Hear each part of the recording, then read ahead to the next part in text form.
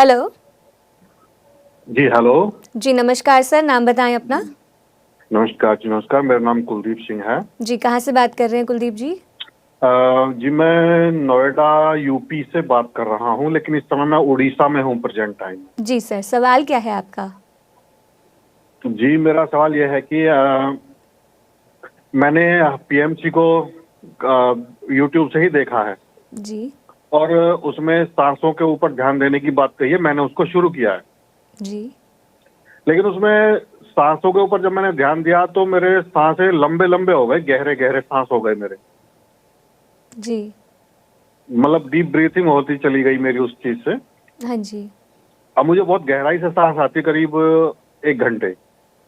जब आप ध्यान करते हैं। जब हाँ, जब मैं बैठ जाता हूँ तो मैं सांस के ऊपर ध्यान देता हूँ, तो 1 घंटे तक मेरे को बहुत लंबी और गहरी सांस चलती है मेरी। जी। और लेकिन फिर अब मैं जब अपने नॉर्मल काम करता हूँ तो फिर वो नॉर्मल हो जाती है। जी। अब मेरा सवाल ये है कि क्या मुझे यही केवल इतना ही कार्य करना है? सांसों के ऊपर ध्यान देता हूँ तो वो कभी इधर चला जाता है, कभी उधर चला जाता है, ध्यान मेरा भंग हो जाता है, लेकिन सांसें मेरी वही प्रॉपर चलती रहती हैं। जी, और कुलदीप जी कितने समय से ध्यान कर रहे हैं आप? ये मेरे को मात्र अभी 1 हफ्ता हुआ है। जी। जी मैम। तो थैंक यू कुलदीप जी, और बहुत बहुत बधाई है आपको कि आप ध्यान के साथ जुड़ चुके हैं। ध्यान बहुत जन्मों के बाद, life after life, life after life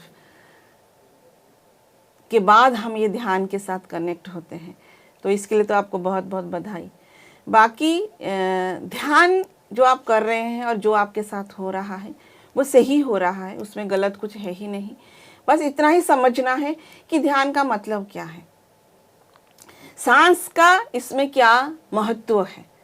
ध्यान का मतलब मन की निर्विचार अवस्था, जीरो स्टेट ऑफ माइंड को ध्यान बोला जाता है। जहाँ मन ठहर गया, जहाँ पे मन शून्य हो गया, उस अवस्था को बोला जाता है ध्यान। इस अवस्था में पहुंचने के लिए हमें श्वास को पकड़ना पड़ता है, श्वास को मीडियम बनाना पड़ रहा है। जब हम सांसों के साथ रहते हैं तो मन शून्य होता है।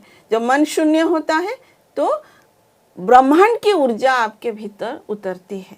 वो ऊर्जा आपकी प्राण शक्ति है, यही आपकी जीवनी शक्ति है, यही आपको चला रहा है। ये हमें चाहिए। जितना देर तक हम उस जीरो स्टेट ऑफ माइंड में रहेंगे, वो ध्यानस्थ अवस्था में ठहरना बोला जाता है उसको। इस अवस्था में जब हम लॉन्ग आवर के लिए बैठ रहते हैं तो उसको समाधि बोला जाता है। तो आपकी जो प्रोसेस है, जो प्रोसेस आप फॉलो करके कर रहे हैं वो सही है। आपकी श्वास छोटी हो, लंबी हो, गहरी हो, उससे कोई मतलब नहीं होना चाहिए। हमारा इतना काम है, वो जैसे भी चल रहा है हमें उसके प्रति जागरूकता बनाए रखना है, उसके साथ रहना है, उसको फील करते रहना है, बस यही करना है।